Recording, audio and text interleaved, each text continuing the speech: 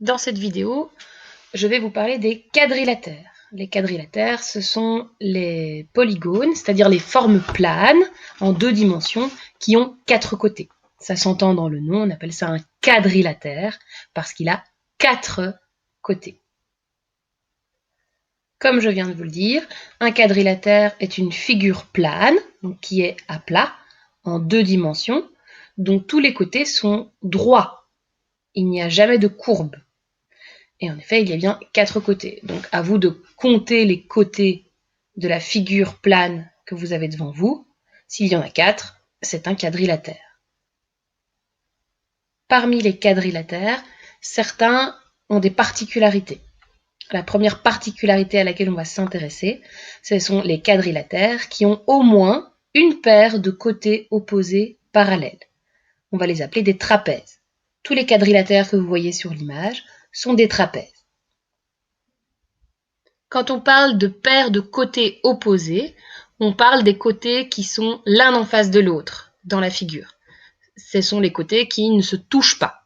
Chaque quadrilatère possède 2 paires de côtés opposés, comme sur l'image. Vous voyez, c'est le même quadrilatère. Sur l'image du dessus, vous voyez une des 2 paires, et sur l'image du dessous, l'autre paire. Si tu prolonges les 2 côtés opposés, avec une latte et un crayon, tu peux observer qu'ils ne se touchent pas. Si c'est le cas, comme ici sur le dessin, on dira qu'ils sont parallèles. Si tu les prolonges avec ta latte et ton crayon, et que tu constates qu'à un moment, ils vont se croiser, eh bien cela signifie qu'ils ne sont pas parallèles. Pour voir si les 2 côtés opposés sont parallèles ou pas, je mets ma latte le long d'un côté et je trace. Je fais la même chose sur le côté opposé. Je m'assure que ma latte est bien alignée avec le côté. Et là, tout de suite, je peux voir que les 2 droites ne sont pas parallèles, puisqu'elles vont se croiser. Maintenant, je vais faire la même chose avec les 2 autres côtés. Même chose, je mets bien ma latte alignée. Je trace. Je fais la même chose avec le côté opposé. Et là, je constate qu'à aucun moment, les droites ne se croisent. Donc on peut dire que ces 2 côtés-là sont parallèles. Revenons à nos trapèzes. Si tu utilises le procédé que tu viens de voir, en utilisant ta latte et ton crayon, sur les figures qui sont ici représentées, tu constateras qu'elles ont toutes au moins une paire de côtés opposés parallèles. On peut donc bien les appeler des trapèzes. Petite remarque très importante, un trapèze est toujours un quadrilatère, puisqu'un trapèze a toujours 4 côtés. Parmi les trapèzes, certains ont également une particularité supplémentaire qui permet de leur donner également un autre nom. Mais cela ne concerne pas tous les trapèzes. Regardons lesquels sont concernés. Ces quadrilatères qui restent ici sont des parallélogrammes. Cela signifie qu'ils n'ont pas une seule paire de côtés opposés parallèles, mais 2 paires de côtés opposés parallèles. Pour vérifier si tu as bien un parallélogramme, prends ta latte et ton crayon.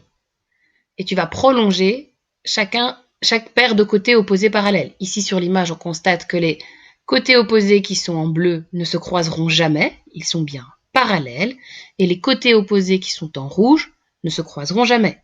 On a donc bien 2 paires de côtés opposés parallèles. Et si on a 2 paires de côtés opposés parallèles, comme c'est le cas pour toutes les figures présentes sur l'image, on parle de parallélogramme. Tu as donc ici plusieurs parallélogrammes représentés. Un parallélogramme est toujours un quadrilatère puisqu'il a 4 côtés, mais c'est également un trapèze. N'importe quel parallélogramme peut également être appelé trapèze, puisqu'il possède au moins une paire de côtés parallèles.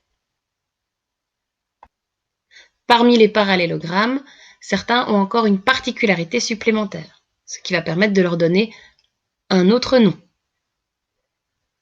Ce sont les rectangles. Les 4 quadrilatères que tu vois représentés ici sont des rectangles, car ils possèdent 4 angles droits. Un angle, c'est le point de jonction entre deux côtés lorsque tu observes une forme en 2D. Ici, c'est dans le rond rouge, on voit ce que c'est qu'un angle, c'est le coin de la forme. Et dans un quadrilatère, il y a toujours 4 angles. On parle d'angle droit lorsque l'angle formé par deux côtés correspond exactement à la taille d'un coin de table ou du coin d'une feuille. Si tu as une équerre, tu peux également regarder l'angle le plus grand, c'est un angle droit. Pour vérifier si un angle est droit ou pas, je peux utiliser soit une équerre en utilisant le grand angle, soit une feuille de papier, soit encore mieux, un post-it. Ok, ça, on voit bien, c'est un angle droit. Donc je vais pouvoir venir regarder ici.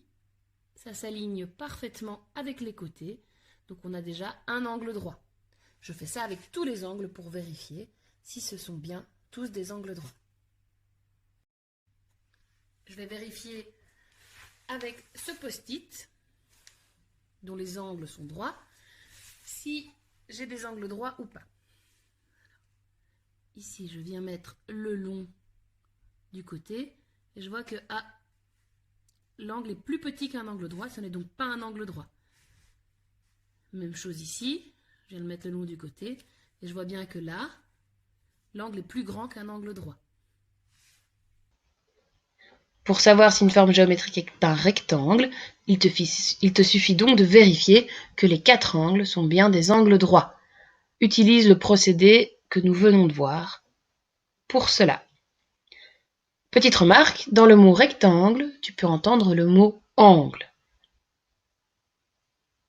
Petite précision importante, un rectangle est aussi et sera toujours un quadrilatère, puisqu'il a 4 côtés, mais un rectangle sera toujours un trapèze, puisqu'il a au moins une paire de côtés parallèles, et un rectangle sera toujours un parallélogramme, puisque ces deux paires de côtés sont parallèles.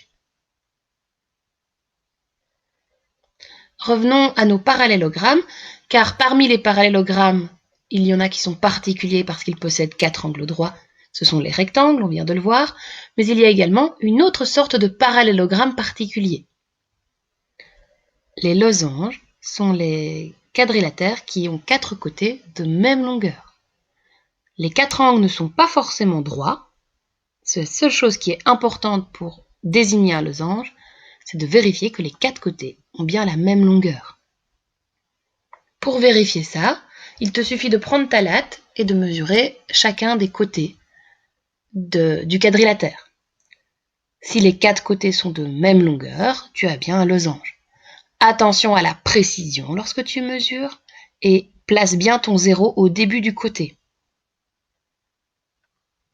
Garde bien à l'esprit qu'un losange est toujours un quadrilatère puisqu'il a 4 côtés, mais également c'est toujours un trapèze et un parallélogramme puisqu'il a 2 paires de côtés parallèles, étant donné que tous ses côtés sont de même longueur.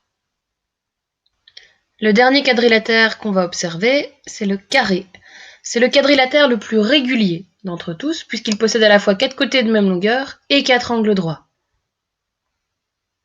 Pour vérifier qu'un quadrilatère est un carré, tu vas avoir besoin d'une latte pour mesurer tous les côtés, et d'un post-it ou d'une feuille de papier ou d'une équerre pour vérifier que tous les angles sont bien des angles droits. Une fois que tu as constaté l'existence des 4 angles droits et des 4 côtés de même longueur, tu peux donc nommer ton quadrilatère un carré. Et enfin, ultime précision, un carré, c'est aussi un quadrilatère puisqu'il a 4 côtés, un trapèze et un parallélogramme puisqu'il a 2 paires de côtés opposés parallèles, mais c'est aussi un rectangle puisqu'il a 4 angles droits et un losange puisque tous ses côtés sont de même longueur. Nous voilà arrivés à la fin de la vidéo. Cette matière n'est pas simple. N'hésite pas à regarder à nouveau si tu en ressens le besoin. Il y a une synthèse qui est jointe aux exercices et qui reprend un peu tout ce qui a été vu dans la vidéo. Bon travail!